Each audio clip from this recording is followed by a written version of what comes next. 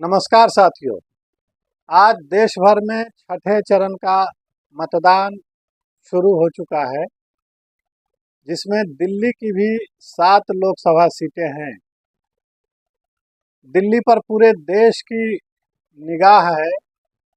उसका मुख्य कारण यह है कि यहाँ पर आम आदमी पार्टी की सरकार है और जिस तरह से पिछले दिनों जो घटनाक्रमों का दौर रहा, केजरीवाल जिस तरह से जेल गए, फिर जेल से वापस आए, फिर 2 जून को जेल जाने वाले हैं, और इस बीच जो स्वाति मालीवाल का जो एक मामला आया, जो सीएम हाउस में पिटाई कांड हुआ, इन सब को देखते हुए एक तरह की दिलचस्पी, एक तरह की उत्सुकता दिल्ली को लेकर के पूरे देश में है कि आखिर दिल्ली में क्या होगा। क्या दिल्ली में 2014 और 2019 की तरह बीजेपी एक बार फिर से 7 सीटों पर काबिज होने में सफलता प्राप्त करेगी, या आम आदमी पार्टी और कांग्रेस का गठबंधन कुछ सीटें प्राप्त कर पाएगा।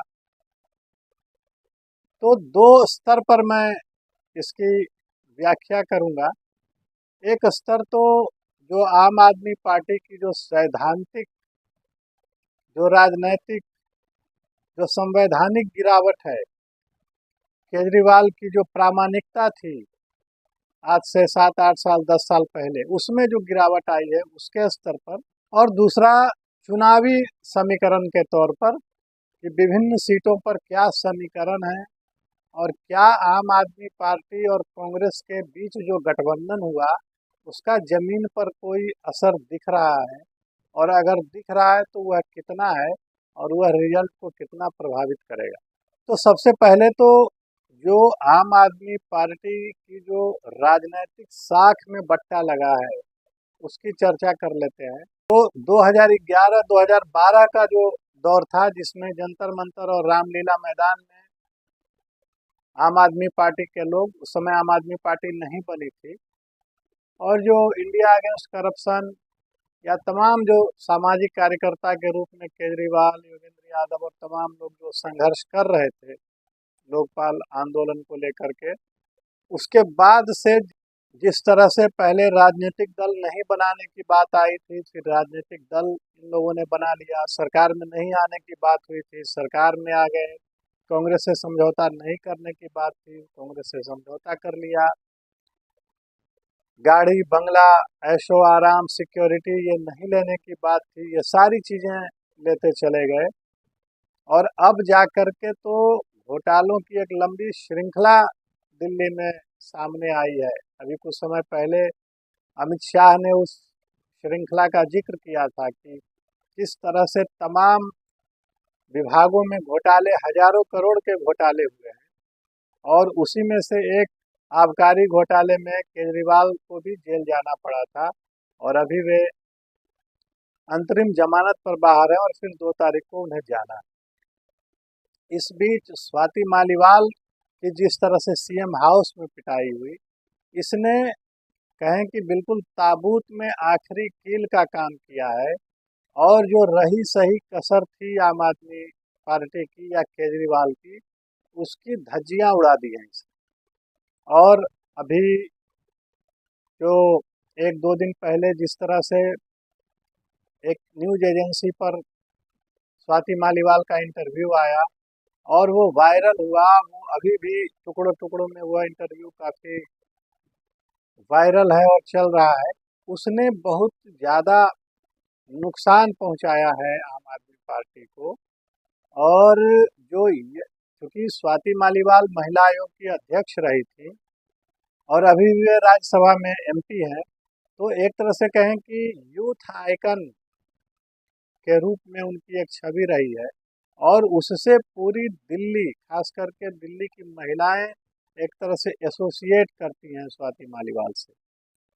और जिस तरह से सबूतों को मिटाने की कोशिश हुई, जिस तरह से स्वाति मालीवाल के इमेज को टार्निश करने की कोशिश हुई, उन्हें बीजेपी का एजेंट साबित करने की कोशिशें हुई, उससे आम आदमी पार्टी को बहुत बड़ा झटका लगा। जिस तरह की बातें करके आम आदमी पार्टी सत्ता में आई थी, उससे वह कितनी दूर चली गई है और कितनी गिरावट आई है, उसका एक संदर्भ हो गया।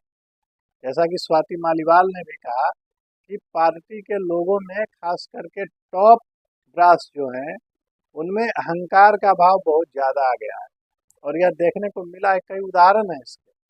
पहले अन्ना हजारे दिल्ली आते थे तो उनको रिसीव करने अरविंद केजरीवाल जाते थे, उनसे मिलने जाते थे, लेकिन धीरे धीरे अन्ना से भी ये लोग कट गए। पार्टी के वरिष्ठ नेताओं को दरकिनार कर दिया गया, उन्हें अपमानित करके पार्टी से निकाला गया। तो वही कारण है कि आज आम आदमी पार्टी एक बिल्कुल साधारण, और कहें कि जो इसका एक तेज था 2014 या 15 के इलेक्शन में, जब आम आदमी पार्टी को 67 सीटें मिली थी, उस समय से आज जो उसकी छवि है काफ़ी बदल चुकी है। उसकी छवि बहुत धूमिल हो चुकी है और निश्चित रूप से चुनावों पर इसका असर पड़ेगा। तो यह तो एक पक्ष हुआ। अब कुछ चर्चा कर लेते हैं कि कैसे दिल्ली में जो सातों सीटें हैं उसमें क्या जमीनी स्तर पर आम आदमी पार्टी और कांग्रेस का गठबंधन कोई असर पैदा कर रहा है या नहीं। अब आप देख लें कि कांग्रेस वही दल है जो पंजाब में अकेले लड़ रही है। आम आदमी पार्टी भी वहाँ कांग्रेस के खिलाफ लड़ रही है, लेकिन दिल्ली में आम आदमी पार्टी और कांग्रेस मिल करके लड़ रही है। यह अपने आप में एक विरोधाभास है। तो इससे यह समझ में आता है कि क्योंकि यह जो आम आदमी पार्टी है वह कांग्रेस में ही सेंध लगा करके आम आदमी पार्टी बनी थी। कांग्रेस का ही वोट बैंक छिटक करके आम आदमी पार्टी की ओर गया था।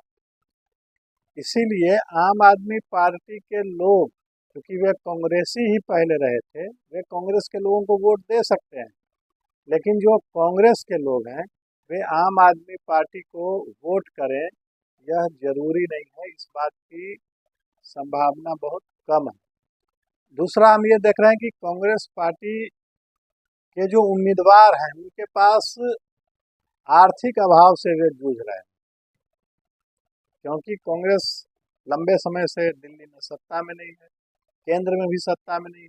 हालांकि उसके केंद्रीय नेतृत्व के पास पैसे की कोई कमी नहीं है, लेकिन अब क्या कारण है, लेकिन यह साफ देखा जा रहा है जमीन पर कि जिस तरह से चुनाव प्रचार होना चाहिए था, जिस तरह से तमाम जो व्यवस्थाएं होती है चुनाव के समय में कार्यकर्ताओं के लिए, और तमाम जो प्रचार में लगे लोग रहते हैं उनके लिए, वह व्यवस्था नहीं दिख रही है कांग्रेस पार्टी की ओर से।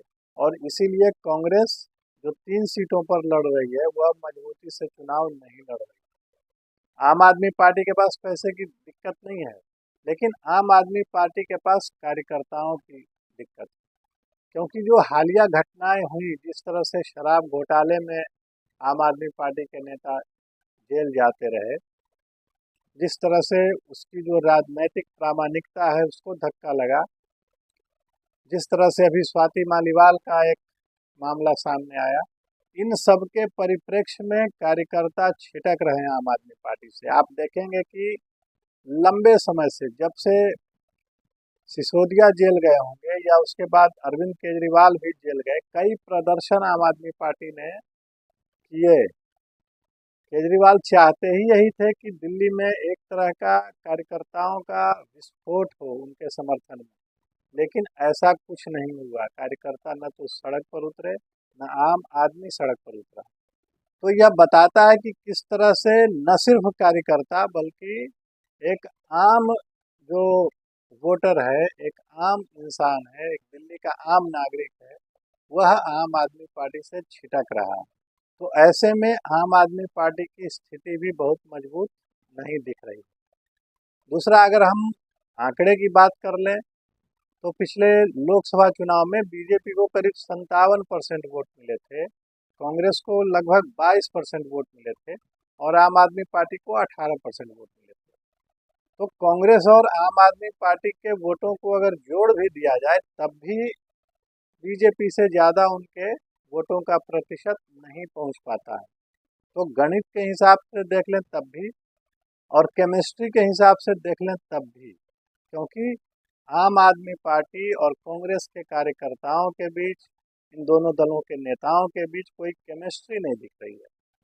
आपने देखा होगा कि कैसे अरविंदर सिंह लवली जो कांग्रेस के अध्यक्ष थे दिल्ली इकाई के, उन्होंने पार्टी छोड़ दी और बाद में वे बीजेपी में शामिल हो गए और उन्होंने कई इलाकों के छोटे बड़े नेताओं को बीजेपी में शामिल कराया।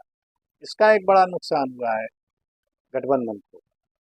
एक सीट ऐसी है उत्तर पूर्वी दिल्ली की सीट जिस पर एक हवा बनाने की कोशिश की जा रही है सोशल मीडिया में और तमाम जगहों पर कि कन्हैया कुमार बहुत बड़ी टक्कर दे रहे हैं मनोज तिवारी को, लेकिन तो उसमें भी बहुत दम नज़र नहीं आता, क्योंकि जिस तरह से उदित राज को और कन्हैया कुमार को टिकट दिए गए, उससे कांग्रेस का आम कार्यकर्ता खुश नहीं है और यही वजह थी कि अरविंदर सिंह लवली ने पार्टी छोड़ी थी। तो कुल मिलाकर आम आदमी पार्टी और कांग्रेस ने गठबंधन कर करके जो एक हवा बनाने की कोशिश की थी, माहौल बनाने की कोशिश की थी, उसमें वे असफल दिखाई दे रहे हैं। और पिछले आंकड़ों को अगर देखें और उसकी तुलना अभी के माहौल से, अभी के राजनीतिक वातावरण से करें, तो ऐसा लग रहा है कि बीजेपी का सभी लोकसभा क्षेत्रों में अपर हैंड है। बीजेपी काफ़ी आगे दिख रही है इन बाकी के दोनों पार्टियों से या इस गठबंधन से, और निश्चित तौर पर दिल्ली की सभी सीटें, दिल्ली की सातों सीटें, यह संभावना है कि फिर से बीजेपी के खाते में जाए। तो आज इतना ही। अगर आपको यह बातचीत पसंद आई हो तो हमारे चैनल को सब्सक्राइब करें, वीडियो को लाइक करें, अपना साथ और समर्थन हमें देते रहें। नमस्कार।